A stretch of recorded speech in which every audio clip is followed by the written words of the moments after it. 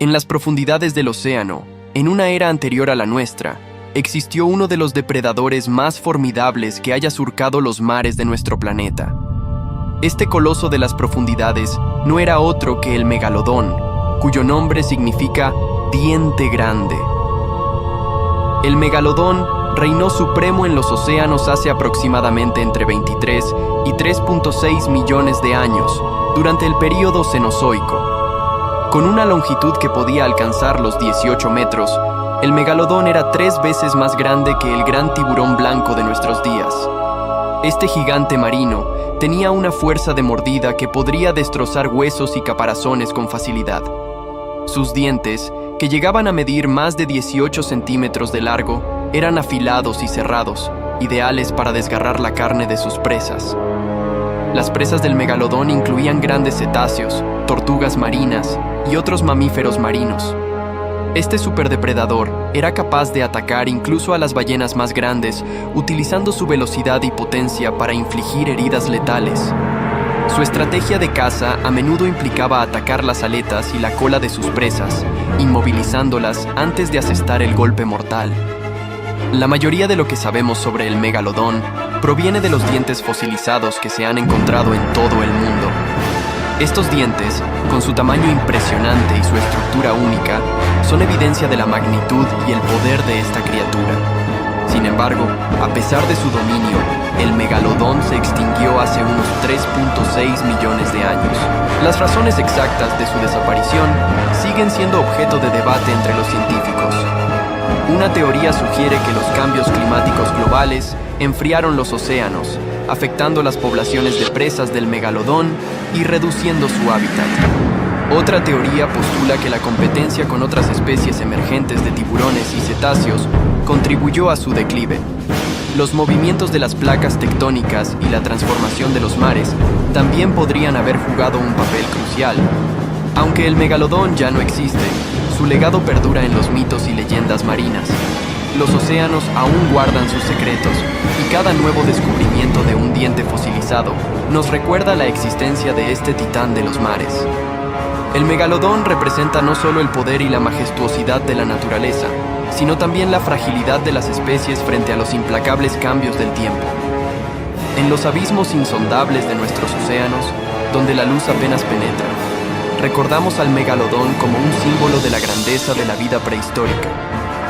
Un depredador invencible que dominó su mundo, pero que finalmente cedió ante las fuerzas inexorables de la evolución y el cambio climático. El megalodón, el coloso de los mares, sigue siendo una de las criaturas más fascinantes y enigmáticas que haya existido.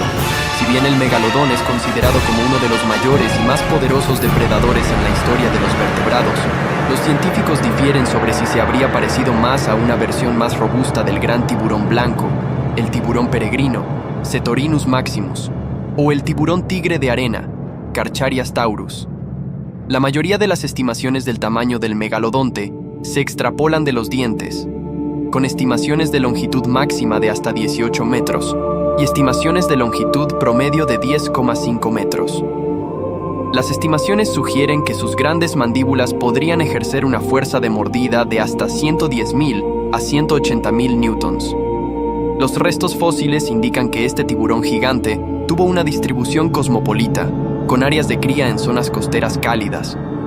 El megalodón probablemente tuvo una influencia muy importante en la estructura de las comunidades marinas de su época. El animal se enfrentó a la competencia de los cetáceos comedores de ballenas, como Liviatán y otros cachalotes macroraptoriales y posiblemente orcas ancestrales más pequeñas. Como el tiburón prefería las aguas más cálidas, se cree que el enfriamiento oceánico asociado con el inicio de las edades de hielo, junto con la disminución de los niveles del mar y la pérdida resultante de áreas de cría adecuadas, también pudieron contribuir a su disminución. Una reducción en la diversidad de las ballenas barbadas y un cambio en su distribución hacia las regiones polares pudo reducir la fuente primaria de alimentos del megalodonte. Un estudio de 2019 revisó evidencia más reciente que sugiere que la competencia del gran tiburón blanco moderno también pudo contribuir a la extinción del megalodonte, junto con la fragmentación del rango que resulta en una extinción gradual y asíncrona como resultado del enfriamiento de los océanos hace unos 3-4 millones de años, mucho antes de lo que se suponía anteriormente. La extinción del tiburón parece haber afectado a otros animales. Por ejemplo, el tamaño de las ballenas barbadas aumentó significativamente después de que el tiburón desapareciese. De acuerdo a las ideas del Renacimiento, los gigantescos dientes triangulares fósiles que frecuentemente se hallaban inmersos en formaciones rocosas se consideraron lenguas petrificadas, en latín glossopetre, de dragones y serpientes. Esta interpretación fue corregida en 1667 por un naturalista danés, Nicolás Steno, quien las reconoció como pertenecientes a tiburones antiguos, basándose en la disección que realizó de una cabeza de tiburón actual. Steno describió sus hallazgos en un estudio, Disección de la cabeza de un tiburón, que contenía una ilustración de la cabeza del tiburón actual junto a 2 glossopetrae, para mostrar y destacar su similitud con los dientes de este animal. Según John Macy, la lámina de Steno corresponde a la primera ilustración conocida de fósiles de C. megalodon. Por otro lado, este estudio constituye la primera interpretación certera sobre el origen orgánico de los fósiles. El naturalista suizo Louis Agassiz le dio a este tiburón su nombre científico, Carcharodon megalodon, en 1835, en su trabajo de investigación Recherches sur les poissons fossiles, investigaciones sobre los peces fósiles, que completó en 1843. Como los dientes de megalodón son morfológicamente similares a los del gran tiburón blanco, Agassiz asignó la especie al género Carcharodon. Popularmente es apodado tiburón megadiente, tiburón blanco gigante o incluso tiburón monstruo. Hubo una aparente descripción de este tiburón en 1881, en que se lo clasificó como Selache manzoni. En 2008, un equipo de científicos dirigido por Stephen Rowe llevó a cabo un experimento para determinar la fuerza de mordida de megalodón. Los resultados indican que tenía una de las más poderosas fuerzas de mordida de la historia. Un megalodón de 15,9 metros de largo era capaz de ejercer una fuerza de mordida estimada en 108.514 newton, y un megalodón de 20,3 metros de largo sería capaz de ejercer una mordida estimada en 182.201 newton. La fuerza de mordida de megalodón, en su tamaño máximo estimado, es cerca de 28 veces mayor que la del pez Dunkleosteus en 5,3 kilonewton, 436 cerca de 10 veces mayor que la del gran tiburón blanco en 18 kilonewton, cerca de 5 veces mayor que la del Tyrannosaurus rex en 31 kilonewton, y también es mayor que la del Pliosaurus funkei en 150 kilonewton. Adicionalmente, Rowe y colegas, 2008, señalaron que los tiburones también se sacuden de lado a lado cuando se alimentan, amplificando las fuerzas postcraneales generadas. Por lo tanto, las fuerzas totales experimentadas por las presas son probablemente más altas que las fuerzas estimadas a través del experimento. La extraordinaria fuerza de mordida de megalodón debe ser considerada en el contexto del gran tamaño de este depredador extinto, ya que la evidencia paleontológica sugiere que megalodón era un activo depredador de grandes ballenas. Parámetros funcionales de los dientes. Los dientes excepcionalmente robustos de megalodón son aserrados, lo cual pudo haber mejorado su eficiencia al cortar la carne de sus presas. El paleontólogo Dr. Breton K. Kent, de la Universidad de Maryland, sugiere que estos dientes son muy gruesos para su tamaño, con coeficientes mucho menores de esbeltez y de resistencia a la flexión. Tenían también raíces sustancialmente mayores comparadas a la altura total del diente, dándoles una gran ventaja mecánica. Dientes con estas características no solo son buenas herramientas de corte, sino también son muy adecuados para sujetar a presas poderosas y rara vez se romperían, incluso cortando a través de los huesos. El megalodón y el liviatán coexistieron durante el período Mioceno, hace aproximadamente entre 10 y 3 millones de años, en los océanos de lo que hoy conocemos como el mundo entero. Ambos eran depredadores marinos gigantes y compartían el mismo hábitat, lo que sugiere que podrían haber tenido una relación de competencia directa por los mismos recursos. El liviatán, también conocido como Liviatán melvillei, fue una especie de cachalote que alcanzaba longitudes de hasta 18 metros, comparable en tamaño al megalodón, pero con un estilo de vida y técnicas de caza muy diferentes. El Leviatán poseía dientes enormes, algunos de los cuales alcanzaban los 36 centímetros de longitud, lo que lo convertía en uno de los depredadores dentados más grandes de la historia. A diferencia de los cachalotes modernos que se alimentan principalmente de calamares, el Leviatán cazaba grandes presas como otros cetáceos y posiblemente incluso tiburones. Sus poderosas mandíbulas y dientes le permitían desmembrar y consumir animales de gran tamaño, colocándolo en la cima de la cadena alimentaria junto al megalodón. La relación entre el megalodón y el Leviatán habría sido una de intensa competencia. Ambos depredadores compartían un nicho ecológico similar, cazando grandes cetáceos y otros animales marinos. La competencia por los mismos recursos podría haber llevado a enfrentamientos directos, aunque no hay evidencia fósil clara de estos encuentros. Sin embargo, se puede suponer que los enfrentamientos entre estos gigantes marinos habrían sido épicos, con cada uno utilizando su tamaño y habilidades únicas en la lucha por la supervivencia. El megalodón, con su estructura de tiburón, se destacaba por su fuerza de mordida excepcional y su capacidad para atacar desde abajo o detrás, utilizando emboscadas para capturar a sus presas. Por otro lado, el Leviatán, con su cuerpo más ágil y sus habilidades de caza social, podría haber utilizado tácticas de caza más sofisticadas, similares a las de las orcas modernas. Esta diferencia en las estrategias de caza sugiere que aunque ambos competían por las mismas presas, podrían haber tenido métodos de caza complementarios, reduciendo la competencia directa en ciertas situaciones. El medio ambiente marino del Mioceno era rico y diverso, proporcionando una abundancia de presas para ambos depredadores. Sin embargo, los cambios climáticos y ambientales, junto con la evolución de nuevas especies y la competencia por recursos, eventualmente llevaron a la extinción del Leviatán y más tarde del megalodón. La disminución de las poblaciones de presas grandes y los cambios en las corrientes oceánicas podrían haber desempeñado un papel crucial en su declive. Aunque el megalodón y el Leviatán ya no existen, su legado perdura en los fósiles y en nuestra comprensión de la historia evolutiva de los océanos. La coexistencia y competencia de estos dos gigantes marinos ofrecen una visión fascinante de la dinámica ecológica y las relaciones depredador-presa en los antiguos océanos. Su historia conjunta es un testimonio de la increíble diversidad y adaptabilidad de la vida en la Tierra, así como de los inevitables cambios que afectan a todas las especies con el paso del tiempo. En resumen, la relación entre el megalodón y el Leviatán fue una de competencia intensa en un ecosistema marino repleto de grandes depredadores y presas. Ambos gigantes del mar lucharon por la supremacía en los antiguos océanos, utilizando sus formidables adaptaciones para cazar y sobrevivir en un mundo lleno de desafíos. Aunque su tiempo en la Tierra ha pasado, su impacto y la fascinación que inspiran continúan siendo una parte importante de nuestra exploración del pasado prehistórico. La extinción del megalodón, que ocurrió hace aproximadamente 3.6 millones de años durante el período Plioceno, es un fenómeno que los científicos han estudiado extensamente, pero la causa exacta sigue siendo objeto de debate. Sin embargo, hay varias teorías predominantes que, combinadas, ofrecen una explicación plausible de por qué este gigantesco tiburón se extinguió: cambios climáticos y enfriamiento de los océanos.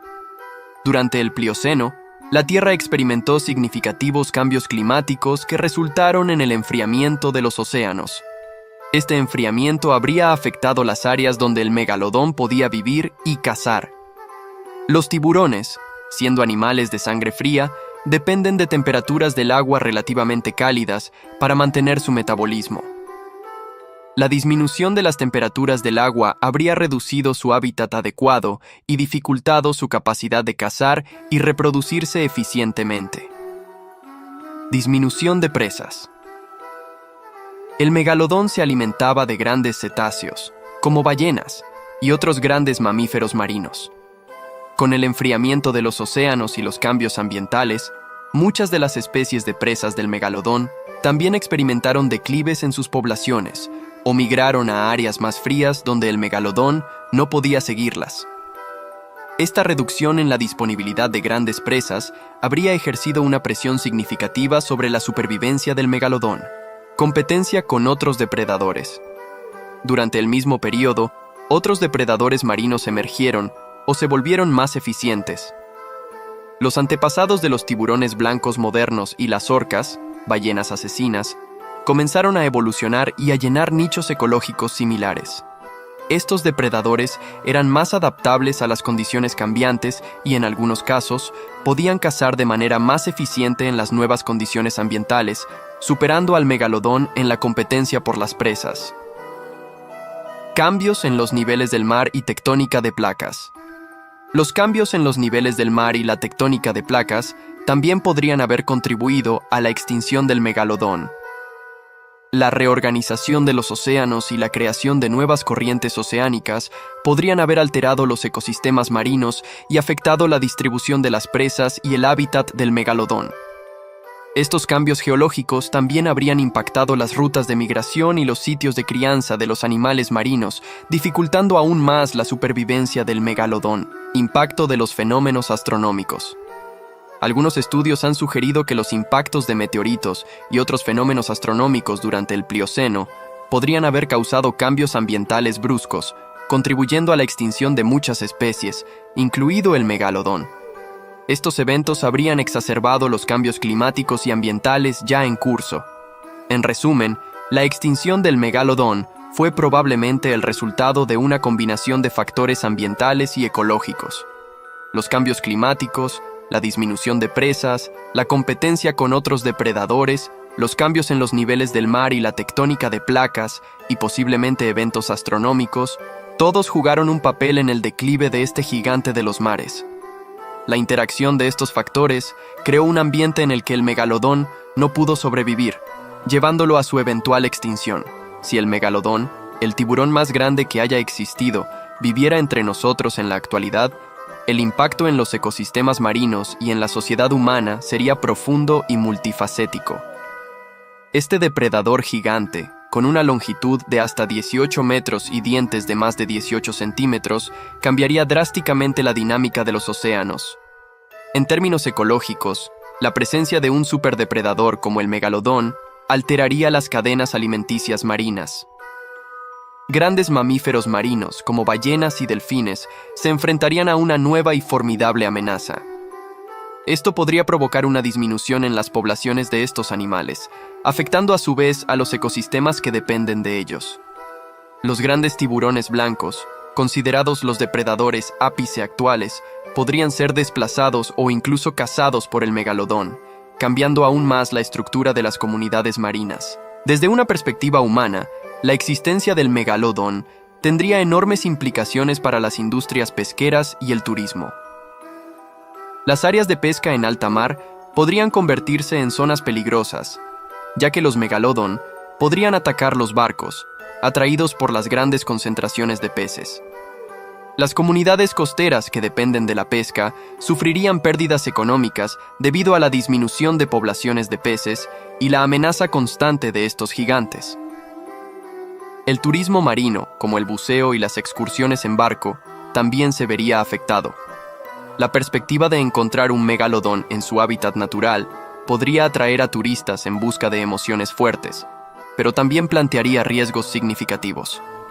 Los operadores turísticos tendrían que tomar medidas extremas para garantizar la seguridad de los turistas, lo que incrementaría los costos y la complejidad de estas actividades.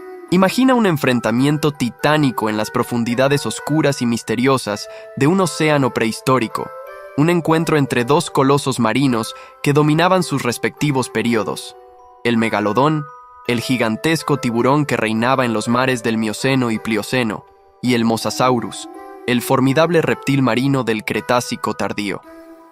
En un escenario donde ambos titanes pudieran coexistir, el resultado sería un espectáculo aterrador de poder y brutalidad, una batalla épica que definiría la supremacía en el reino de las profundidades. El megalodón, con su longitud de hasta 18 metros y una mandíbula capaz de ejercer una fuerza devastadora, se movería con la gracia y precisión de un asesino experto. Sus dientes, cada uno de hasta 18 centímetros de largo, eran herramientas de destrucción diseñadas para partir huesos y carne con una facilidad aterradora. Este tiburón gigante patrullaría las aguas, un cazador silencioso y letal, siempre listo para emboscar a su presa desde abajo o desde atrás, aprovechando su tamaño y velocidad para infligir un golpe mortal. Por otro lado, el Mosasaurus, un reptil marino que podía alcanzar longitudes de hasta 15 metros, era igualmente impresionante y temible. Con un cuerpo largo y musculoso, adaptado para la velocidad y la agilidad, el Mosasaurus era un depredador voraz. Sus mandíbulas estaban armadas con dientes afilados y cónicos, diseñados para perforar y desgarrar. Este monstruo marino tenía la capacidad de cazar en grupo, y su inteligencia y adaptabilidad lo hacían un oponente formidable. En un enfrentamiento directo, el Mosasaurus usaría su agilidad y velocidad para intentar superar la fuerza bruta del megalodón. El escenario está listo, un océano vasto y oscuro, donde cada sombra podría esconder la muerte. El megalodón se desplaza silenciosamente por las profundidades, sus ojos negros y fríos buscando una silueta en movimiento. De repente, el Mosasaurus aparece, su cuerpo sinuoso cortando el agua con una agilidad que desafía su tamaño. Los dos titanes se enfrentan, y el mar parece contener la respiración. El megalodón, confiando en su tamaño y fuerza, se lanza hacia el Mosasaurus con la intención de aplastarlo con un solo mordisco. Sin embargo, el Mosasaurus, con su agilidad superior, esquiva el ataque inicial y contraataca, mordiendo una de las aletas del megalodón. La batalla se convierte en un intercambio brutal de golpes y mordidas, cada uno utilizando sus habilidades para intentar dominar al otro. El agua alrededor de ellos se agita y se tiñe de rojo, testigo de la violencia desatada por estos dos colosos. El Mosasaurus, aprovechando su flexibilidad, intenta atacar los flancos del megalodón, buscando debilitarlo con múltiples mordidas rápidas. Pero el megalodón, con su impresionante capacidad de resistencia, soporta los ataques y responde con una mordida devastadora, logrando atrapar al Mosasaurus por el torso. La fuerza de la mordida del megalodón causa un crujido siniestro, mientras las costillas del Mosasaurus se rompen bajo la presión. Aún herido, el Mosasaurus no se rinde. Utiliza toda su fuerza restante para liberar su cuerpo de las mandíbulas del megalodón, lanzando una última serie de mordidas frenéticas en un intento desesperado por sobrevivir.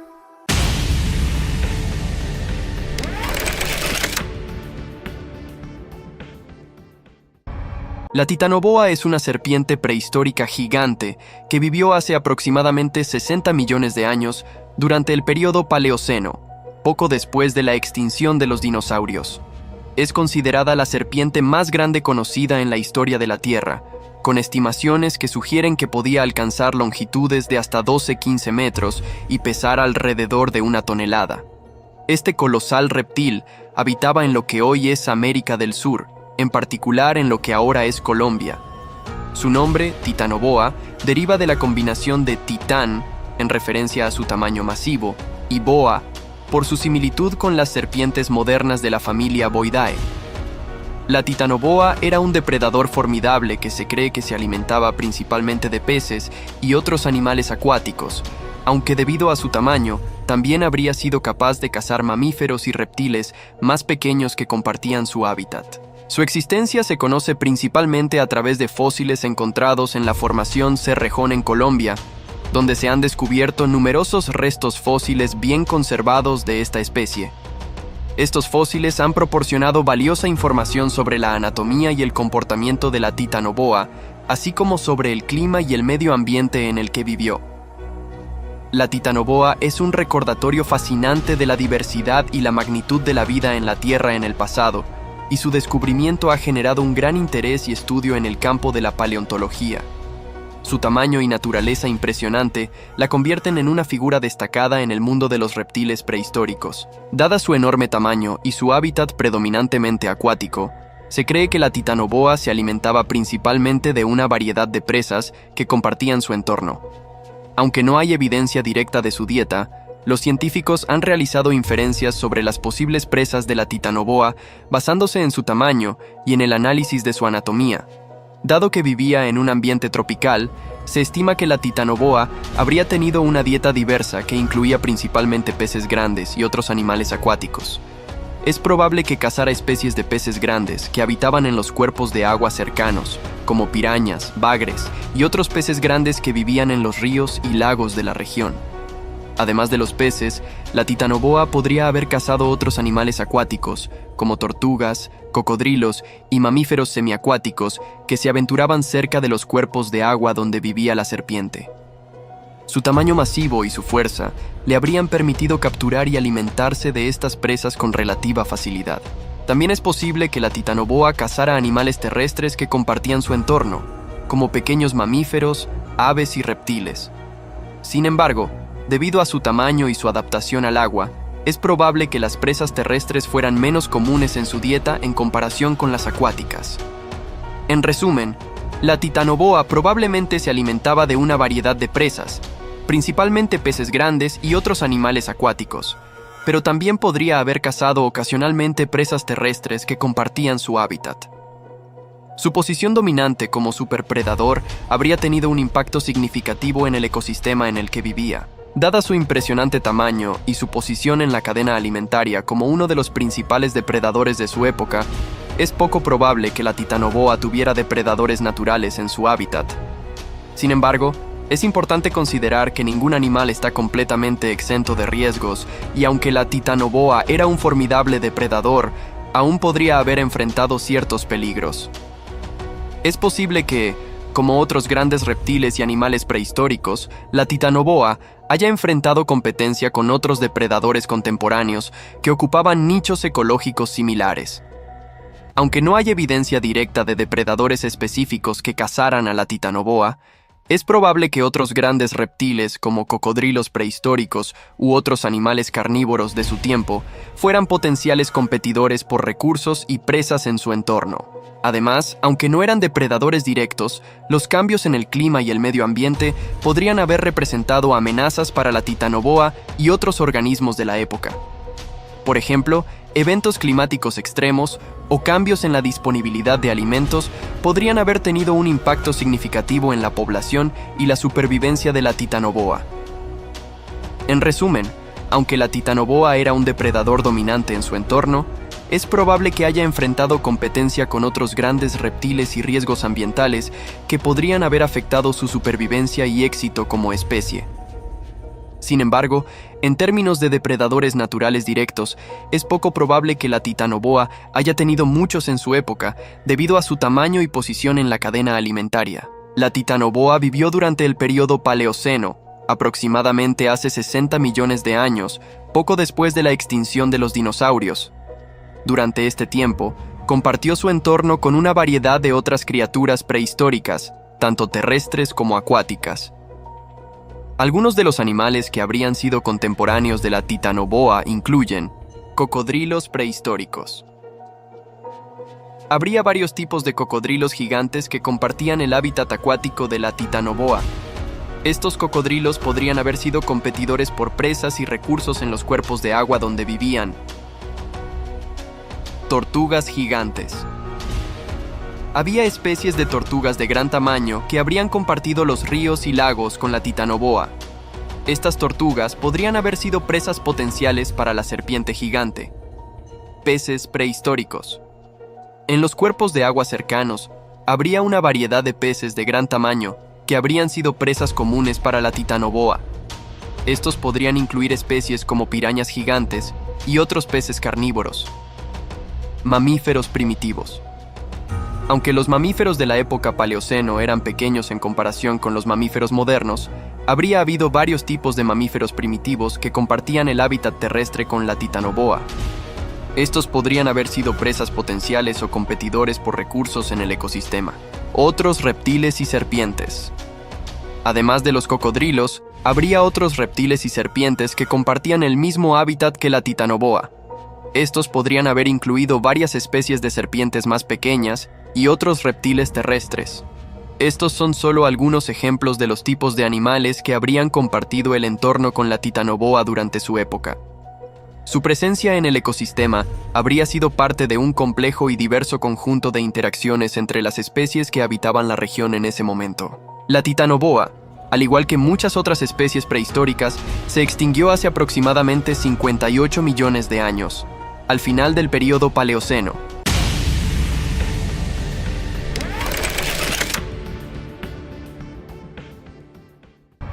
El dientes de sable es un término comúnmente utilizado para referirse a un grupo de mamíferos extintos pertenecientes a la familia Felidae, que se caracterizaban por tener enormes y afilados colmillos. Estos felinos vivieron durante el período geológico del Pleistoceno, que abarcó desde hace aproximadamente 2.5 millones de años hasta hace unos 10.000 años. El más conocido de los dientes de sable es el Smilodon, que vivió en América del Norte y del Sur durante el Pleistoceno. Tenía colmillos largos y curvados que podían medir hasta 28 centímetros de largo en algunas especies. Se cree que utilizaban estos colmillos para atrapar y matar a sus presas, que probablemente incluían grandes mamíferos como mamuts y bisontes. Aunque los dientes de sable son a menudo retratados como fieros depredadores, también enfrentaron desafíos en su entorno. La extinción de grandes mamíferos durante el final del Pleistoceno, posiblemente debido a cambios climáticos y a la actividad humana, pudo haber contribuido a la desaparición de los dientes de sable y otros grandes carnívoros de la época. Además del Smilodon, existieron otras especies de dientes de sable, como el Homotherium y el Megantherium, cada uno con sus propias características distintivas y adaptaciones para la caza. Estos fascinantes depredadores han capturado la imaginación de científicos y entusiastas de la paleontología durante mucho tiempo, y continúan siendo objeto de estudio y especulación sobre su comportamiento y ecología. El Smilodon y el Megantherium son dos géneros diferentes de felinos dientes de sable que vivieron durante el Pleistoceno, pero tenían algunas diferencias distintivas: tamaño y apariencia física. El Smilodon generalmente era más grande y robusto que el Megantherium. Smilodon tenía un cuerpo más macizo y musculoso, con miembros cortos y fuertes, mientras que el Megantherium tenía un cuerpo más esbelto y ágil, con miembros más largos. Colmillos. Aunque ambos tenían colmillos largos y curvados, los colmillos del Smilodon eran más largos en comparación con su cráneo que los del Megantherium. Además, los colmillos del Smilodon eran más robustos y aplanados lateralmente, mientras que los del Megantherium eran más delgados y comprimidos lateralmente. Hábitat y distribución. El Smilodon tenía una distribución más amplia en América del Norte y del Sur, mientras que el Megantherium tenía una distribución más amplia en Europa, Asia y África. Comportamiento de caza.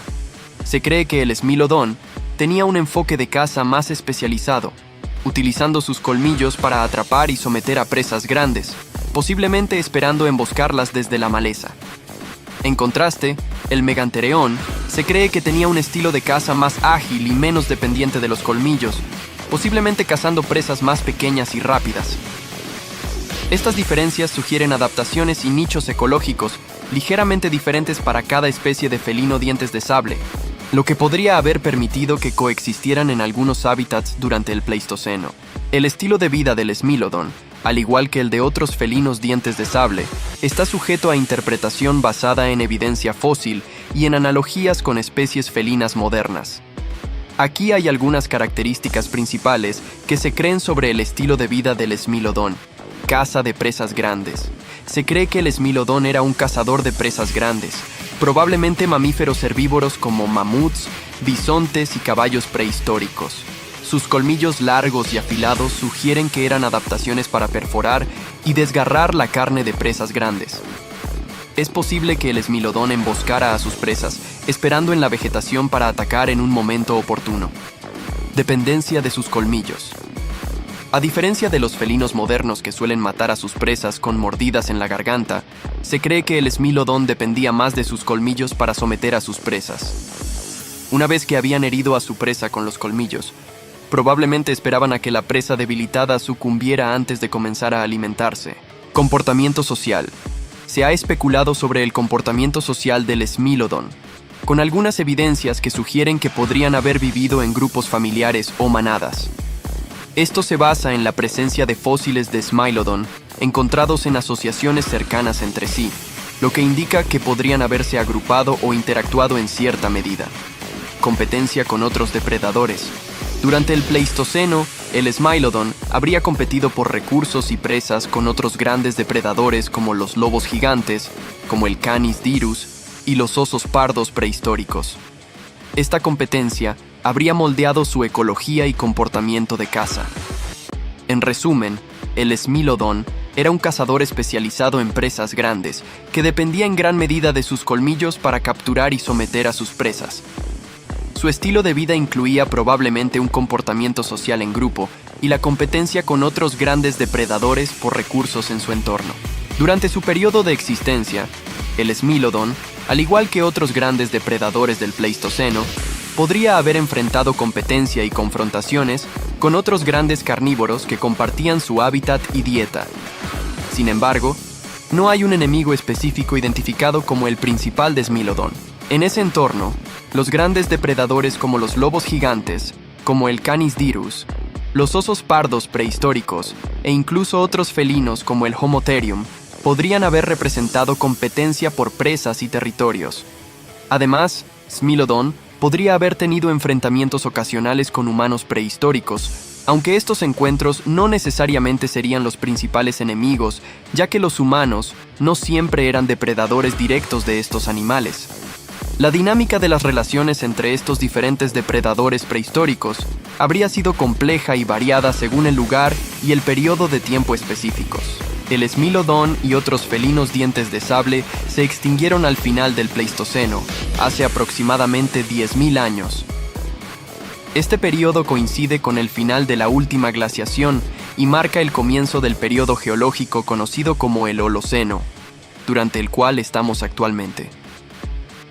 La extinción del Smilodon y otras megafaunas del Pleistoceno es un tema de debate entre los científicos, y hay varias teorías sobre las causas de su desaparición. Algunas de las hipótesis incluyen cambios climáticos, la llegada de humanos cazadores, enfermedades y la combinación de varios factores.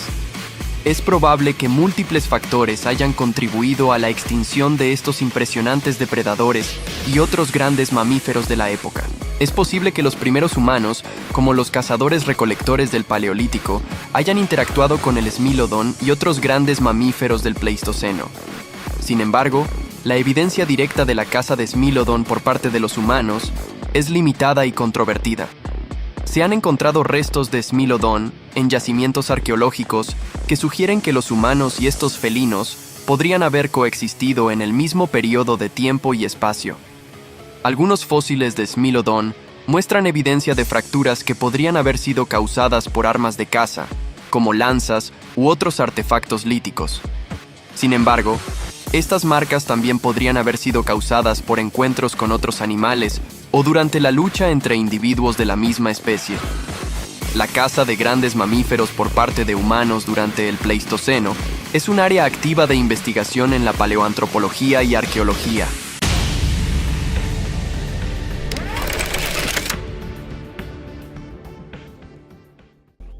En el cuarto episodio de Mundo Dinosaurio, nos sumergiremos en las insondables profundidades de los océanos prehistóricos, un reino dominado por gigantes y depredadores que redefinieron la lucha por la supervivencia. En estas aguas ancestrales, el Liviatán Melvillei, una ballena depredadora de proporciones épicas, se enfrentaba al terror absoluto del mar, el Megalodón, un tiburón que alcanzaba hasta 18 metros de longitud, con mandíbulas capaces de triturar huesos. Estos colosos no solo compartían el mismo entorno, sino que competían por las mismas presas, creando un equilibrio brutal en el que solo los más fuertes sobrevivían. Pero las sorpresas no terminan aquí. En estos mares también coexistían otras criaturas igual de fascinantes, como las enigmáticas focas prehistóricas. Entre ellas se encontraba Acrofoca, un pinnípedo del Mioceno tardío, que surcaba estas aguas plagadas de depredadores gigantes. Adaptada a un mundo feroz y competitivo, Acrofoca ofrecía un vistazo único a la diversidad y adaptación de la vida marina, en un entorno tan hostil como majestuoso. Prepárate para explorar un ecosistema, donde cada criatura, desde los depredadores gigantes hasta los más misteriosos habitantes, cuenta una historia de evolución, poder y resiliencia. Acompáñanos en este viaje al pasado y descubre los secretos de los mares dominados por los titanes prehistóricos. El Leviatán Melvillei fue uno de los depredadores más formidables que alguna vez surcó los mares prehistóricos. Este colosal cetáceo, cuyo nombre rinde homenaje tanto al Leviatán bíblico como al escritor Herman Melville, autor de Moby Dick, era una ballena depredadora que vivió durante el Mioceno tardío, hace aproximadamente entre 9 y 10 millones de años. Con un tamaño que podía superar los 17 metros de longitud y con dientes que alcanzaban hasta los 36 centímetros, era un verdadero gigante de los océanos, diseñado para cazar y dominar su entorno. Sus poderosas mandíbulas, con una fuerza de mordida descomunal, le permitían enfrentar presas de gran tamaño, como otros mamíferos marinos, calamares gigantes y posiblemente incluso tiburones. En este vasto ecosistema marino del Mioceno, el Leviatán compartía su hogar con una variedad de criaturas, entre ellas las enigmáticas focas prehistóricas, como Acrofoca longirostris. Esta especie de foca, que habitó las aguas de lo que hoy es América del Sur, se destacaba por su agilidad en el agua, una característica que le permitía evadir a los numerosos depredadores que rondaban los océanos de la época. Aunque mucho más pequeña en tamaño, con una longitud estimada de apenas 1,5 metros, la acrofoca poseía adaptaciones que la convertían en una nadadora eficiente, ideal para desplazarse rápidamente en busca de peces y calamares, su principal fuente de alimento. Sin embargo, esta agilidad no era suficiente para garantizarle seguridad en un mundo donde depredadores como el Leviatán acechaban. ¡Hola a todos, amigos de Mundo Dinosaurio! Soy yo, Rexy, su tiranosaurio favorito, y no podía dejar pasar la oportunidad de tener unos minutos en este increíble documental. Hace mucho que no me veían, ¿verdad? Estoy muy emocionado de volver a aparecer frente a ustedes y ser parte de esta épica aventura prehistórica. Los océanos del Mioceno están llenos de historias fascinantes y criaturas extraordinarias como el Leviatán y la acrofoca. Pero que no se les olvide quién es el verdadero rey de la prehistoria. Ruge con orgullo. Gracias por permitirme compartir este momento con ustedes, queridos fans. Sé que me extrañaron, y yo también los extrañé muchísimo. Ahora los dejo para que sigan disfrutando del documental, porque aún quedan muchos secretos por descubrir en este vasto y asombroso mundo que tanto amamos. No se olviden de rugir fuerte, darle like al video y compartirlo para que todos conozcan estas maravillas prehistóricas. Esto fue un pequeño regalo para mí y para ustedes. Hasta la próxima, exploradores del tiempo. Rexy se despide con un rugido de pura emoción. Hola a todos, exploradores de lo salvaje. Ya estamos de vuelta, ¿les gustó ver de nuevo a Rexy? Nuestro querido tiranosaurio siempre tiene una forma única de animar cualquier documental, ¿no creen? Pero no perdamos más tiempo, porque ahora nos sumergiremos en lo más profundo de los mares prehistóricos para hablar de otro enfrentamiento épico entre gigantes de los océanos, los megalodones y el Leviatán Melvillei. Prepárense, porque lo que viene es fascinante. El megalodón, cuyo nombre significa diente grande, fue uno de los tiburones más temidos y gigantescos que jamás existieron. Este coloso alcanzaba longitudes de hasta 18 metros, con una fuerza de mordida que hacía que cualquier presa quedara indefensa. Sus dientes, de hasta 18 centímetros, estaban diseñados para triturar huesos y carne con facilidad, convirtiéndolo en un verdadero depredador tope. Vivió en los océanos cálidos del Mioceno y Plioceno, dominando las aguas y cazando ballenas, pinípedos y otros tiburones de gran tamaño. Sin embargo, el megalodón no estaba solo en su reino. Durante su reinado, coexistió con el formidable Leviatán Melvillei, una ballena depredadora de más de 17 metros de longitud que cazaba, utilizando no solo su enorme tamaño, sino también su inteligencia y sus dientes mortales, que eran incluso más grandes que los del megalodón. Ambos depredadores compartían el mismo hábitat y las mismas presas, lo que inevitablemente los llevó a competir directamente. La relación entre el megalodón y el Leviatán debió ser una mezcla de rivalidad y oportunidades. Estos titanes no solo cazaban animales de gran tamaño, como ballenas más pequeñas y otros mamíferos marinos, sino que probablemente también competían entre sí por el dominio de los mares. Un encuentro entre un megalodón y un leviatán habría sido una lucha colosal, con ambos animales usando su inmenso poder para intentar superar al otro. Mientras que el megalodón confiaba en la fuerza bruta y su habilidad para emboscar a sus presas, el leviatán tenía la ventaja de ser un mamífero, con mayor capacidad cerebral y estrategias de caza más complejas.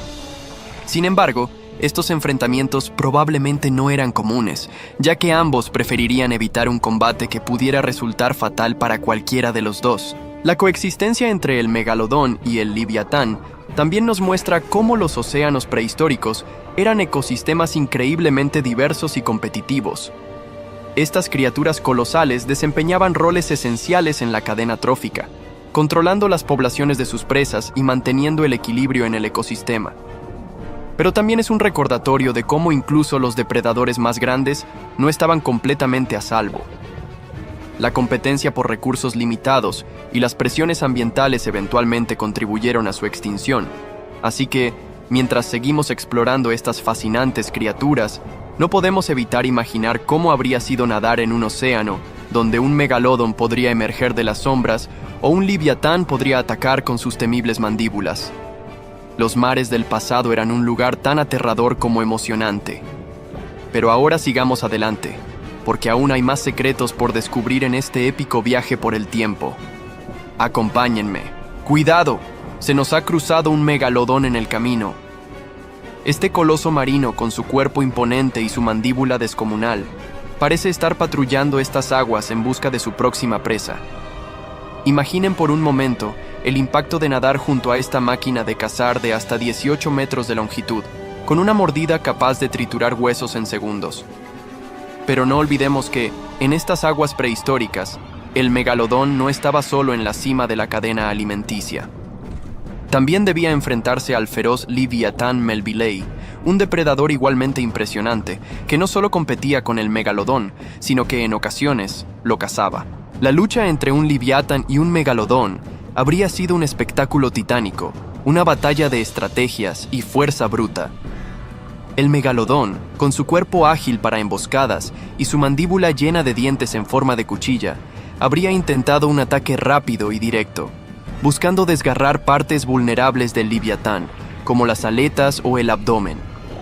Por otro lado, el leviatán, mucho más inteligente gracias a su capacidad cerebral superior, habría usado su fuerza física y su astucia para contraatacar. Con dientes más largos y robustos, diseñados para desgarrar carne y aplastar huesos, el leviatán habría tenido la ventaja en un enfrentamiento cercano, utilizando su enorme cabeza como un ariete para golpear y desorientar al tiburón gigante. Estas peleas probablemente no eran comunes, ya que ambos sabían que un enfrentamiento directo podría resultar fatal, pero cuando ocurrían, debían ser brutales e inolvidables. La rivalidad no terminaba ahí. Ambos depredadores compartían el mismo objetivo: las ballenas y otros grandes mamíferos marinos que habitaban las aguas del Mioceno. Sin embargo, los leviatanes, organizados quizás en pequeños grupos o utilizando tácticas cooperativas, lograron adaptarse mejor en ciertos momentos, especialmente en el conflicto por los recursos limitados. Cuando las presas más grandes empezaron a escasear, los leviatanes comenzaron a tomar represalias directas contra sus competidores, dirigiendo su atención a los megalodones más jóvenes o semiadultos. Estos tiburones más pequeños, aunque todavía poderosos, eran menos experimentados y más vulnerables frente a la fuerza y la estrategia de un leviatán adulto. Imaginen la escena: un joven megalodón, de unos 10 metros de longitud, patrullando las aguas en busca de alimento. De repente, un grupo de leviatanes aparece, liderado por un individuo adulto de más de 17 metros. Usando su inteligencia, los leviatanes rodean al tiburón, bloqueando sus rutas de escape. El megalodón intenta defenderse, lanzando mordidas rápidas para mantener a raya a sus atacantes, pero el leviatán líder, con un movimiento preciso, lo golpea en el flanco con su cabeza masiva, desorientándolo. En cuestión de minutos, los leviatanes aprovechan la confusión para atacar en equipo, desgarrando al megalodón con sus mandíbulas implacables.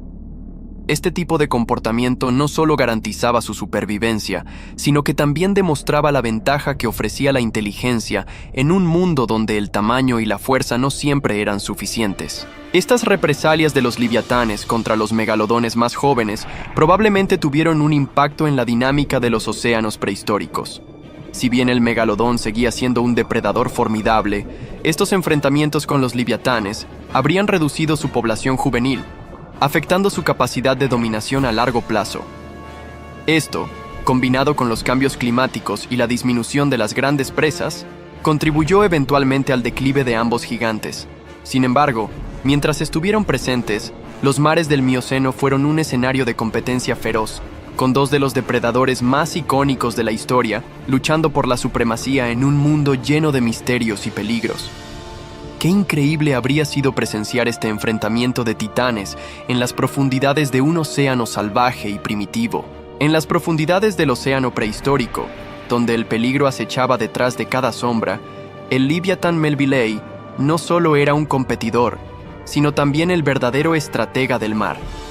Este gigantesco cetáceo, de más de 17 metros de longitud y equipado con dientes más grandes que los de un Tyrannosaurus Rex, no solo cazaba para sobrevivir, dominaba con astucia. Entre sus presas favoritas estaban los gigantescos megalodones semiadultos, tiburones que aún no alcanzaban su tamaño máximo, pero que ya eran lo suficientemente grandes para representar un desafío digno.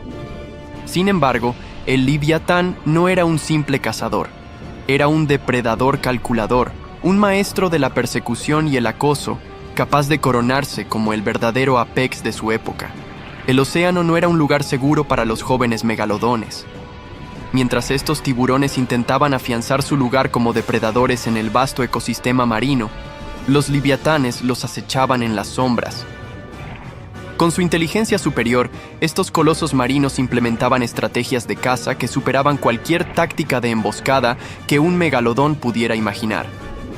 En lugar de depender únicamente de la fuerza bruta, los leviatanes usaban la persecución constante como su mejor arma. Una vez que localizaban a un joven megalodón, lo acosaban sin descanso, desgastando su resistencia y aprovechando cada debilidad. El leviatán no cazaba de manera impulsiva, seleccionaba a su objetivo cuidadosamente. Cuando encontraba un megalodón que no alcanzaba todavía la madurez completa, probablemente alrededor de los 10 o 12 metros de longitud, sabía que tenía una oportunidad perfecta. Estos tiburones semiadultos eran fuertes y rápidos, pero aún carecían de la experiencia necesaria para enfrentarse a una amenaza tan calculadora. El leviatán, con su impresionante capacidad para comunicarse y coordinarse, comenzaba su ataque con movimientos estratégicos. Si estaba en grupo, otros miembros de su especie ayudaban a rodear al tiburón, bloqueando sus rutas de escape y forzándolo a gastar energía en maniobras evasivas. La persecución podía durar horas.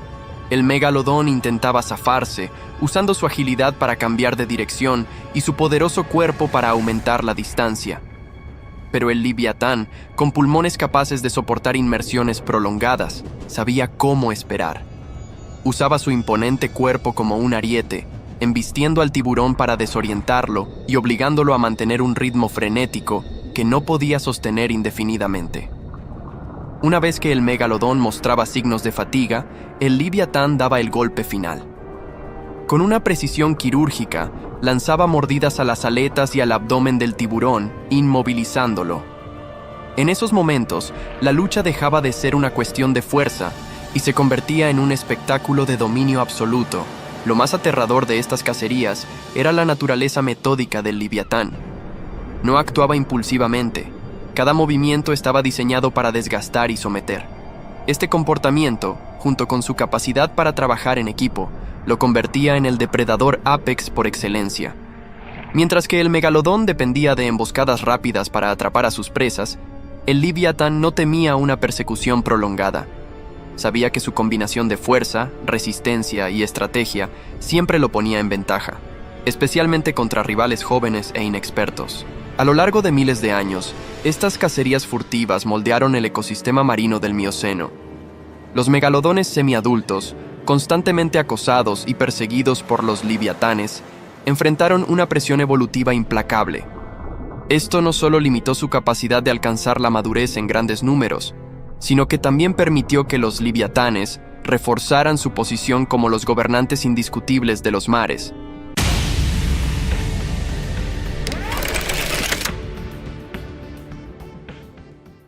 El mamut lanudo, conocido científicamente como Mammutus primigenius, es una de las especies más icónicas de la megafauna del Pleistoceno, un periodo que abarca desde hace aproximadamente 2.6 millones hasta 11.700 años. Estos majestuosos animales vagaban por las frías estepas de Europa, Asia y América del Norte, adaptados perfectamente a las duras condiciones glaciares gracias a varias características físicas distintivas. El mamut lanudo era similar en tamaño a los elefantes africanos modernos, con machos que alcanzaban alturas de hasta 3.5 metros y pesaban alrededor de 6 toneladas. Sin embargo, lo que los diferenciaba notablemente era su espeso pelaje de doble capa. Una capa externa de largos pelos oscuros y una capa interna de lana más corta y densa, que les proporcionaba un aislamiento efectivo contra el frío extremo. Además de su pelaje, los mamuts lanudos poseían una gruesa capa de grasa subcutánea que les ayudaba a mantener el calor corporal. Sus colmillos largos y curvados, que podían medir hasta 4 metros, eran utilizados no solo para defensa y lucha entre machos, sino también para cavar en la nieve en busca de vegetación durante los inviernos largos y severos. La dieta del mamut lanudo consistía principalmente en hierbas, juncos y otros tipos de vegetación que crecían en las estepas frías. Eran animales herbívoros que necesitaban consumir grandes cantidades de plantas diariamente para mantener su enorme tamaño. Sus dientes, adaptados para triturar material vegetal duro, se renovaban varias veces a lo largo de su vida, lo que les permitía seguir alimentándose eficazmente durante muchos años. El mamut lanudo coexistió con los primeros humanos, y hay evidencia de que estos humanos cazaban mamuts para obtener carne, pieles y huesos. Las pieles eran utilizadas para fabricar ropa y refugios, mientras que los huesos y colmillos servían para hacer herramientas y artefactos.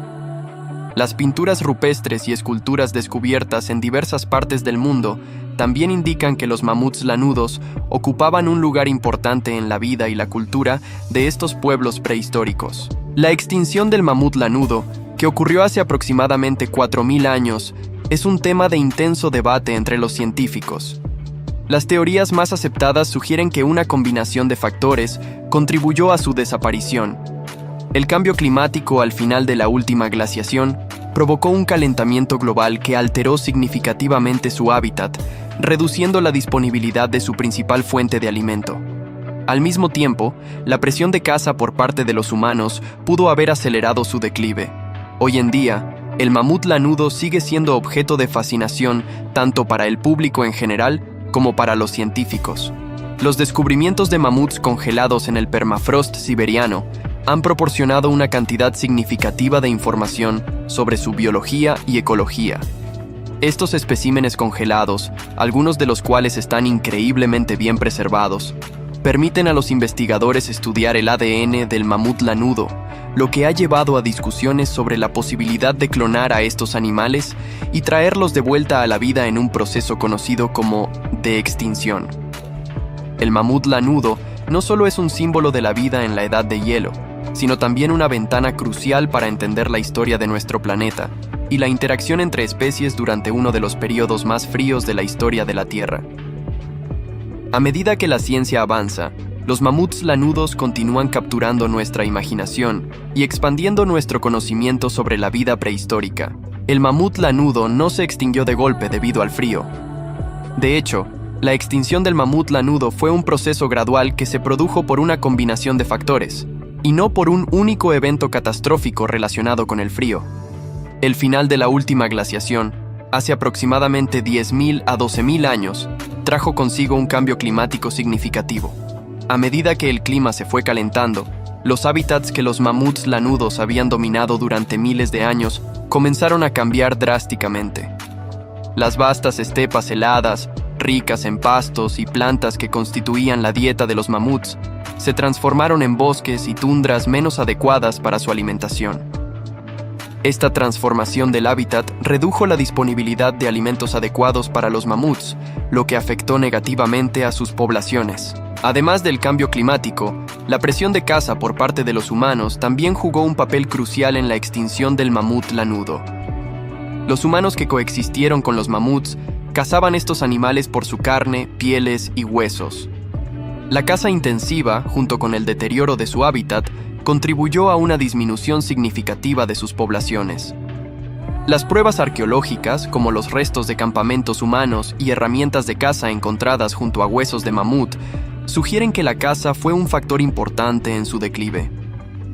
Otra teoría que podría haber contribuido a su extinción es la presión adicional de enfermedades que pudieron haber afectado a las poblaciones de mamuts debilitadas por la escasez de alimentos y la caza humana. El último reducto conocido de los mamuts lanudos fue la isla de Wrangel en el Océano Ártico, donde pequeñas poblaciones sobrevivieron hasta hace unos 4.000 años. Este aislamiento geográfico permitió que los mamuts sobrevivieran más tiempo en comparación con sus contrapartes continentales, pero eventualmente ellos también sucumbieron a los mismos factores de cambio climático, disponibilidad de recursos y posibles enfermedades. En resumen, la extinción del mamut lanudo fue el resultado de un conjunto de factores ambientales y humanos. No fue un evento súbito causado por el frío, sino un proceso complejo que involucró cambios en el clima, la transformación del hábitat, la caza humana y posiblemente enfermedades. Este conjunto de factores contribuyó a la desaparición gradual de una de las especies más emblemáticas de la megafauna del Pleistoceno. El mamut lanudo, Mammutus primigenius, coexistió con varias especies de osos prehistóricos, entre ellos el oso de las cavernas, Ursus spelaeus. El oso de las cavernas fue una especie de gran tamaño que habitó Europa durante el Pleistoceno, el mismo periodo en el que vivieron los mamuts lanudos.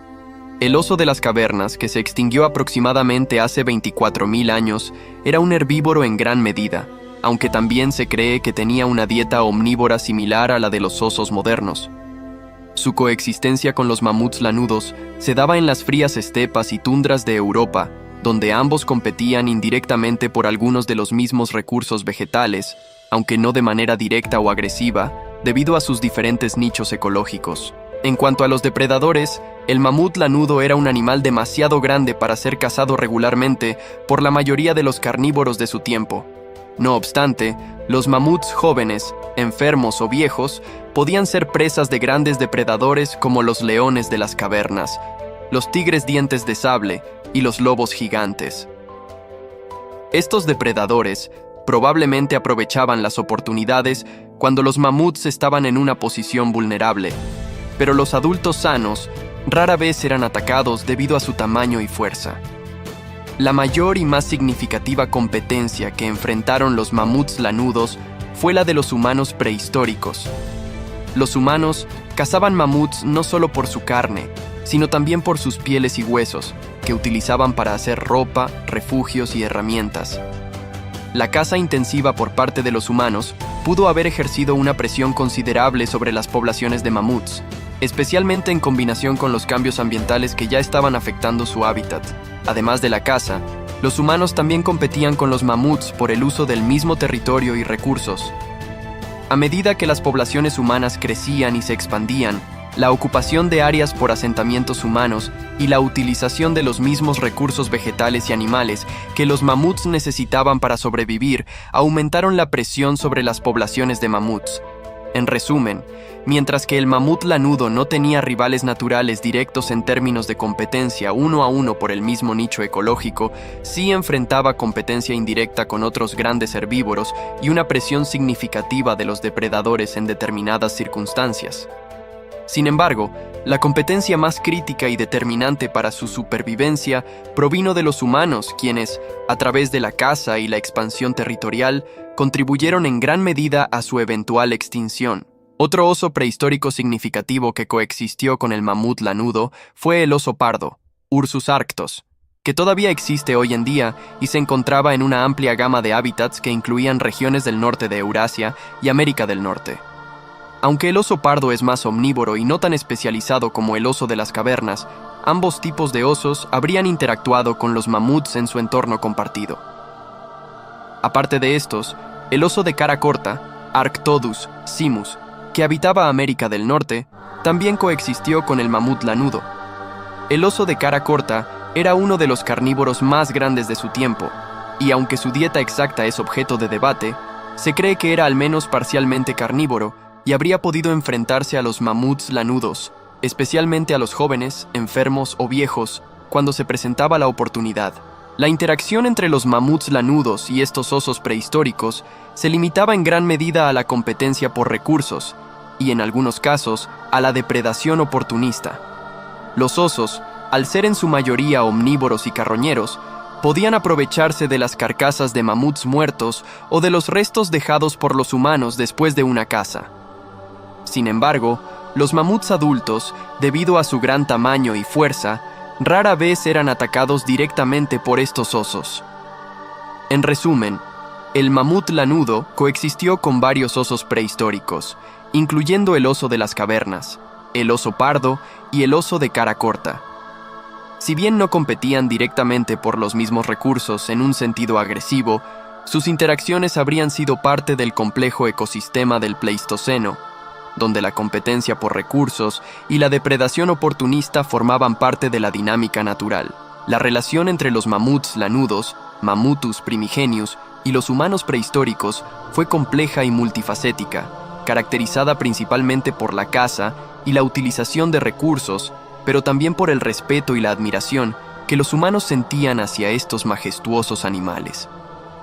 Los mamuts lanudos jugaron un papel crucial en la vida de los humanos durante el Pleistoceno, y esta relación dejó una huella significativa en la cultura y la supervivencia de las comunidades humanas de la época. Los humanos cazaban mamuts lanudos principalmente por su carne, que proporcionaba una fuente crucial de alimento. Además de la carne, los humanos utilizaban prácticamente todas las partes del mamut. Las pieles gruesas y lanosas se empleaban para fabricar ropa y refugios, ofreciendo protección contra el frío extremo de la época. Los huesos y colmillos de mamut eran materiales valiosos para la fabricación de herramientas, armas y artefactos. Los colmillos en particular eran utilizados para hacer puntas de lanza, cuchillos y artefactos artísticos y simbólicos. La caza de mamuts era una tarea ardua y peligrosa que requería organización, cooperación y habilidades avanzadas. Los humanos utilizaban una variedad de técnicas para cazar estos gigantes, incluyendo el uso de trampas, emboscadas y armas como lanzas y flechas. La evidencia arqueológica muestra que los humanos prehistóricos planificaban cuidadosamente las cacerías y trabajaban en grupos para abatir a estos enormes animales. Además de su valor práctico, los mamuts lanudos también tenían un significado cultural y espiritual para los humanos prehistóricos.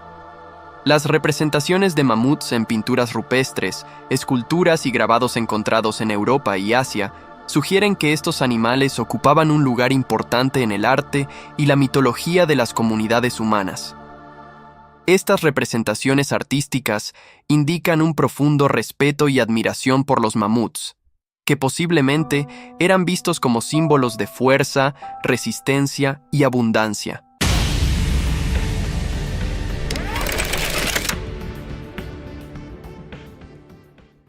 El Sarcosuchus, también conocido como el cocodrilo supergigante, fue uno de los mayores depredadores semiacuáticos que han existido. Vivió hace aproximadamente 112 millones de años, durante el período Cretácico, en lo que hoy es África y América del Sur. Su tamaño era colosal, alcanzando entre 11 y 12 metros de longitud y un peso estimado de 8 toneladas, lo que lo convertía en un verdadero gigante en comparación con los cocodrilos actuales. Su cráneo medía más de 1,5 metros de largo y estaba armado con una gran cantidad de dientes cónicos y afilados, diseñados para atrapar a sus presas con una fuerza devastadora. Se cree que su dieta era variada, incluyendo peces de gran tamaño y posiblemente incluso dinosaurios que se aventuraban demasiado cerca del agua. Una de sus características más llamativas era una protuberancia ósea en el extremo de su hocico, cuya función aún no se comprende del todo, pero se especula que podría haber servido para la amplificación de sonidos o como una estructura de reconocimiento entre individuos de la misma especie. A diferencia de los cocodrilos modernos, el Sarcosuchus tenía un crecimiento continuo a lo largo de su vida, lo que significa que los ejemplares más viejos eran auténticos monstruos de las aguas. Su hábitat incluía ríos y lagos de climas tropicales, donde acechaba sigilosamente a sus presas antes de lanzar ataques fulminantes. Aunque era un superdepredador en su ecosistema, con el paso del tiempo y los cambios ambientales, su linaje no logró sobrevivir y eventualmente desapareció, dejando solo sus fósiles como testigos de su existencia. Su descubrimiento en el Sahara ha sido clave para entender la evolución de los cocodrilos y su relación con otros reptiles prehistóricos, consolidándolo como uno de los depredadores más impresionantes que han existido en la historia de la Tierra. La mandíbula del Sarcosuchus es una de sus características más fascinantes y enigmáticas. Su hocico era extremadamente largo y estrecho en comparación con los cocodrilos actuales, lo que sugiere que estaba diseñado para sujetar y someter presas resbaladizas como grandes peces. Sin embargo, su tamaño y fortaleza indican que también podía enfrentarse a presas más grandes, como pequeños dinosaurios que se acercaban al agua. Lo más llamativo de su estructura mandibular es una protuberancia ósea en el extremo del hocico, cuyo propósito aún no está completamente claro. Algunos científicos creen que esta estructura pudo haber servido como un amplificador de sonidos, permitiéndole comunicarse con otros individuos de su especie a través del agua, similar a lo que hacen algunos cocodrilos modernos. Otra teoría sugiere que esta protuberancia podría haber funcionado como un refuerzo estructural para soportar la presión de las mordidas, lo que le daba una ventaja al cazar presas de gran tamaño. Su mandíbula también albergaba una impresionante cantidad de dientes cónicos y afilados que no estaban diseñados para cortar, sino para sujetar con una fuerza extrema, impidiendo que la presa escapara. Este diseño era ideal para un depredador semiacuático que dependía de emboscadas rápidas y letales.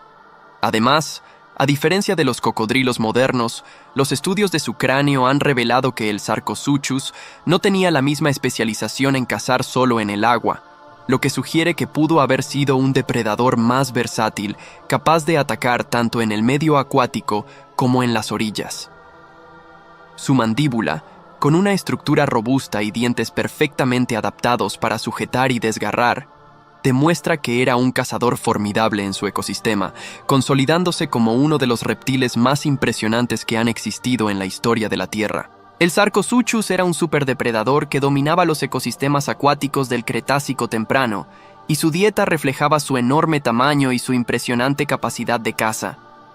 Se cree que su alimentación era variada, adaptándose a las presas más abundantes en su hábitat, lo que le permitía sobrevivir en los ríos y lagos de lo que hoy es África y América del Sur.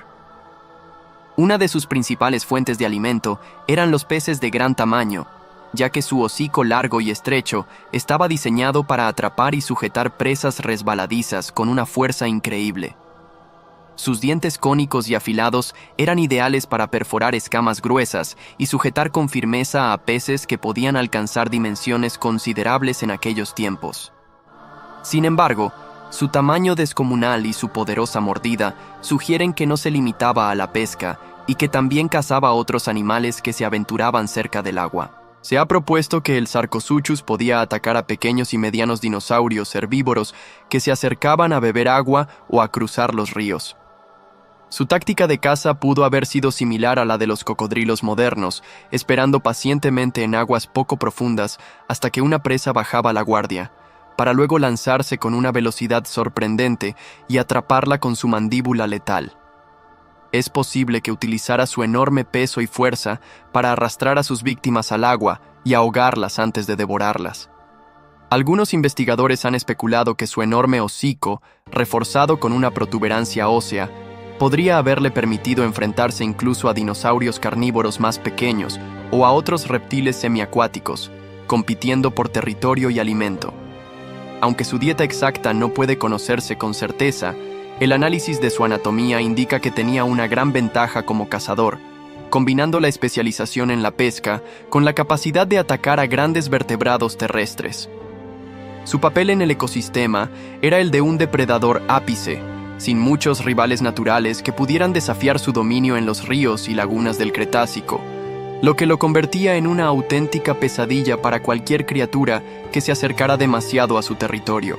El Sarcosuchus era un colosal depredador acuático que, debido a su tamaño y naturaleza carnívora, probablemente era agresivo y territorial, similar a los cocodrilos modernos, pero con un dominio aún más marcado sobre su ecosistema.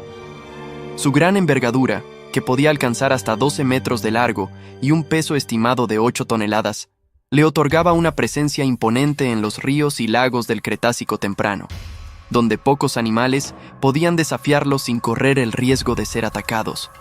Como ocurre con los cocodrilos actuales, es probable que el Sarcosuchus reclamara ciertos territorios de caza y reproducción, manteniendo áreas específicas donde pudiera emboscar presas con facilidad. La competencia por los mejores puntos de caza habría sido feroz, especialmente en tiempos de escasez, lo que sugiere que los enfrentamientos entre individuos de su propia especie eran posibles. Su hocico largo y reforzado, con una protuberancia ósea peculiar, podría haber desempeñado un papel en estos conflictos, ya sea como una estructura defensiva o como un mecanismo de exhibición para disuadir a oponentes sin necesidad de llegar al combate directo. Es posible que, al igual que algunos cocodrilos actuales, los Sarcosuchus más grandes y viejos dominaran las mejores zonas de caza y expulsaran a los más jóvenes o débiles, forzándolos a desplazarse a regiones menos favorables. Si bien no hay evidencia directa de canibalismo, en muchas especies de reptiles modernos, los individuos más grandes no dudan en atacar a los más pequeños si la oportunidad se presenta, por lo que no se puede descartar que el Sarcosuchus pudiera haber atacado a miembros de su misma especie en situaciones extremas. Además, las luchas entre machos por el control de territorios o parejas reproductoras habrían sido intensas, especialmente en la época de apareamiento, lo que habría llevado a enfrentamientos en los que estos gigantes usaban su tamaño y fuerza para imponerse. Su comportamiento territorial y agresivo, sumado a su poderoso físico, lo convertía en el indiscutible rey de su hábitat, donde muy pocas criaturas se atrevían a desafiarlo sin arriesgarse a ser presa de su brutal mordida. El Sarcosuchus no era solo un depredador formidable, sino un auténtico monstruo de los ríos prehistóricos, un titán cuya presencia imponía respeto y terror en su ecosistema. Imagina sus enormes fauces emergiendo de las turbias aguas con una velocidad aterradora, atrapando a cualquier criatura que osara acercarse demasiado. Sus mandíbulas se cerraban con una fuerza descomunal, arrastrando a su presa al abismo sin escapatoria. Incluso otros Sarcosuchus podían verse envueltos en brutales enfrentamientos por territorio, en batallas donde el vencedor se alzaba con el dominio absoluto del río, mientras el derrotado quedaba marcado, o en el peor de los casos, convertido en alimento. A lo largo de millones de años, este gigante reinó sin oposición hasta que los cambios ambientales y la evolución lo condenaron al olvido. Pero su legado quedó impreso en los fósiles enterrados bajo la arena del Sahara, como un eco de una era en la que los ríos eran gobernados por bestias titánicas. Hoy, solo podemos imaginar el rugido silencioso de su dominio perdido, preguntándonos qué habría ocurrido si el Sarcosuchus nunca hubiera desaparecido, si aún acechara en las aguas profundas, esperando el momento perfecto para atacar.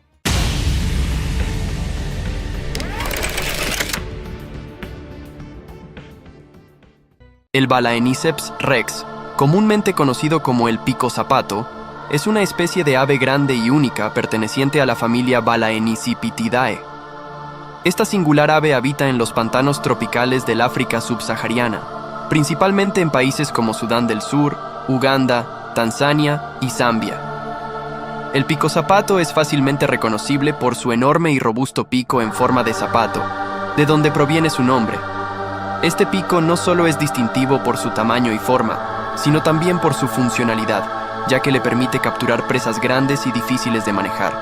El pico zapato es un depredador formidable que se alimenta principalmente de peces pulmonados, tilapias y otros peces grandes, así como de anfibios, serpientes e incluso crías de cocodrilo. Su técnica de caza es meticulosa y paciente. Puede permanecer inmóvil durante largos periodos, esperando el momento adecuado para lanzar un ataque certero y rápido. Esta habilidad de acecho y captura es facilitada por su fuerte pico que puede romper las conchas duras y manipular presas resbaladizas. De aspecto imponente, El picozapato puede alcanzar una altura de hasta 1.5 metros y una envergadura de hasta 2.5 metros. Su plumaje es predominantemente gris azulado y sus ojos grandes y amarillos le dan una expresión casi prehistórica. A pesar de su tamaño y apariencia ruda, el picozapato es una criatura relativamente tranquila y solitaria, prefiriendo vivir en aislamiento o en parejas en vastos territorios pantanosos. La reproducción del picozapato es un proceso igualmente singular. Estas aves construyen enormes nidos de vegetación en el suelo, generalmente en áreas poco accesibles para los depredadores. La hembra pone 1 o 2 huevos, y ambos padres participan en la incubación y el cuidado de los polluelos. Sin embargo, la tasa de supervivencia de las crías puede ser baja debido a la competencia entre los hermanos y la depredación. El picozapato enfrenta varias amenazas en su hábitat natural, principalmente debido a la destrucción de los humedales, la caza ilegal y la perturbación humana. La degradación del medio ambiente ha llevado a una disminución de su población, haciendo que la especie sea clasificada como vulnerable por la Unión Internacional para la Conservación de la Naturaleza, UICN. A pesar de estos desafíos, el picozapato sigue siendo un símbolo fascinante de la biodiversidad africana y un sujeto de gran interés para los conservacionistas y observadores de aves. En resumen, el Balaeniceps rex es una especie extraordinaria, tanto por su apariencia distintiva como por sus hábitos de vida únicos. Su presencia en los pantanos africanos es un recordatorio de la rica diversidad biológica del continente y de la importancia de conservar estos hábitats cruciales para las generaciones futuras. El Balaeniceps rex, comúnmente conocido como picozapato, ha sobrevivido hasta la actualidad gracias a una combinación de adaptaciones físicas, comportamentales y ecológicas que le han permitido prosperar en su entorno específico. Este ave, con su distintivo y robusto pico en forma de zapato, ha desarrollado una serie de características únicas que le han conferido ventajas significativas en los pantanos tropicales del África subsahariana. Una de las principales razones de su supervivencia es su especialización en la caza. El picozapato es un depredador oportunista y altamente especializado, capaz de capturar presas grandes como peces pulmonados, tilapias, ranas, serpientes e incluso crías de cocodrilo. Su técnica de caza es paciente y precisa, permaneciendo inmóvil durante largos periodos antes de lanzarse sobre su presa con notable rapidez y precisión. Su enorme pico no solo le permite agarrar y manipular estas presas resbaladizas, sino que también puede romper conchas duras, dándole acceso a una amplia gama de alimentos que otros depredadores no pueden explotar. Entorno pantanoso. Sus largas y fuertes patas son ideales para moverse a través del agua y la vegetación densa de los pantanos, mientras que su plumaje impermeable le protege de la humedad constante. Su gran tamaño y su vuelo potente le permiten desplazarse a largas distancias en busca de alimento y nuevos territorios, lo cual es crucial en un hábitat que puede ser dinámico y cambiante debido a las fluctuaciones estacionales del agua. El comportamiento reproductivo del picozapato también ha contribuido a su supervivencia. Estas aves construyen grandes nidos de vegetación en áreas remotas y de difícil acceso, lo que les proporciona una cierta protección contra los depredadores. Ambos padres participan en la incubación y el cuidado de los polluelos, asegurando que al menos una parte de su descendencia sobreviva hasta la madurez, a pesar de la alta mortalidad juvenil debida a la competencia entre hermanos y otros factores ambientales. Sin embargo, la supervivencia del picozapato hasta el presente no ha estado exenta de desafíos. La especie ha tenido que enfrentarse a la destrucción de su hábitat debido a la expansión agrícola, la construcción de infraestructuras y la explotación de recursos naturales. Además, la caza ilegal y la perturbación humana han representado amenazas constantes. A pesar de estos retos, la capacidad del picozapato para adaptarse a condiciones cambiantes y su relativa inaccesibilidad en los vastos pantanos africanos le han permitido mantener poblaciones viables. Las iniciativas de conservación también han desempeñado un papel crucial en la protección del picozapato. Los esfuerzos por preservar y restaurar los humedales, junto con la implementación de leyes contra la caza y la sensibilización de las comunidades locales, han ayudado a mitigar algunas de las amenazas más graves que enfrenta la especie. La clasificación del picozapato como vulnerable por la Unión Internacional para la Conservación de la Naturaleza, UICN, ha incrementado la atención y los recursos dedicados a su conservación.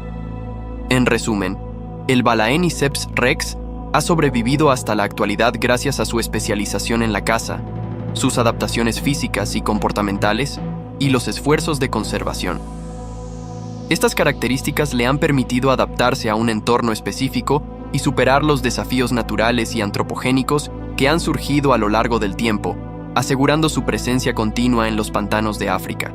El Balaeniceps rex, conocido como picozapato, enfrenta relativamente pocos depredadores naturales debido a su gran tamaño y su hábitat inaccesible en los pantanos tropicales del África subsahariana.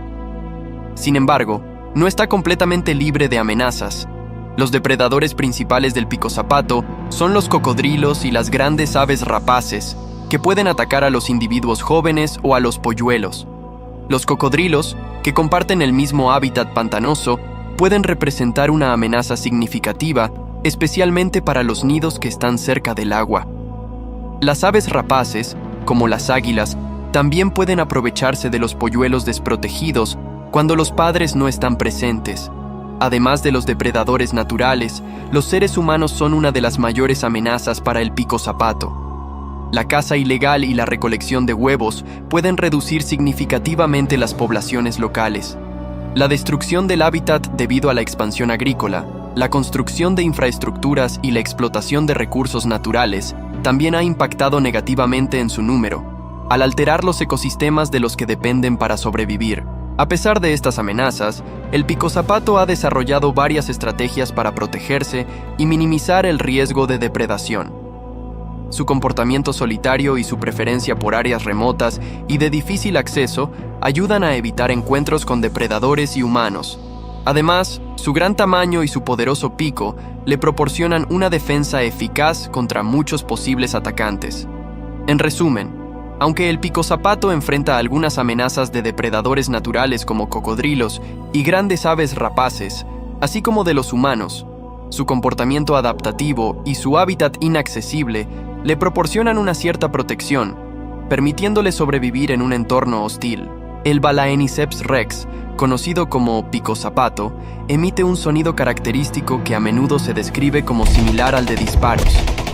Este sonido distintivo, conocido como clattering o golpeteo, es producido cuando el picozapato hace chocar rápidamente las mandíbulas de su gran pico. El resultado es un fuerte ruido de percusión que puede escucharse a bastante distancia. El propósito de este sonido no está completamente claro, pero se cree que cumple varias funciones importantes en la vida del picozapato. Una de las principales hipótesis es que el clattering se utiliza como una forma de comunicación entre individuos. Durante la época de reproducción, los picozapatos pueden utilizar este sonido para atraer a posibles parejas y para establecer y mantener territorios. El ruido fuerte y distintivo sirve como una señal audible que puede ser reconocida por otros picozapatos en el área. Además de su función en la comunicación, el sonido de golpeteo también puede desempeñar un papel en la defensa del territorio y la disuasión de posibles depredadores o intrusos. El ruido fuerte y repetitivo puede servir para advertir a otros animales de la presencia del picozapato y para desalentar acercamientos no deseados. El picozapato también emite otros sonidos, aunque menos conocidos que el clattering. Puede producir gruñidos y llamados suaves, especialmente durante la interacción con sus crías o durante la alimentación.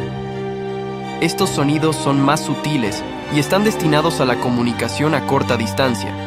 En resumen, el sonido característico del picozapato, similar al de disparos, es una parte importante de su repertorio vocal y sirve para la comunicación, la atracción de parejas y la defensa del territorio.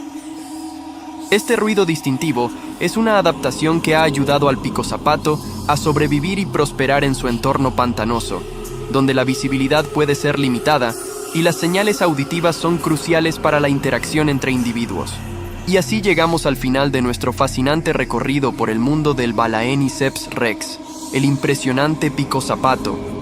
Hemos explorado su increíble hábitat, su singular forma de cazar y su característico sonido, que resuena como disparos en la vasta soledad de los pantanos africanos. Esta ave no solo es un depredador formidable, sino también un símbolo de la biodiversidad única que encontramos en nuestro planeta. A medida que reflexionamos sobre su historia de supervivencia, es importante recordar que el picozapato enfrenta desafíos significativos debido a la pérdida de hábitat y la caza. La conservación de esta especie y de su entorno es fundamental para asegurar que futuras generaciones puedan seguir maravillándose con su belleza y singularidad. Tenemos que despedir el video de hoy, pero no se preocupen, pronto estaremos de vuelta con más contenido emocionante. Antes de irnos, nos encantaría que nos dejen sus comentarios y sugerencias para futuros videos. No se olviden de suscribirse para no perderse ninguna de nuestras actualizaciones. Gracias por su apoyo y nos vemos pronto.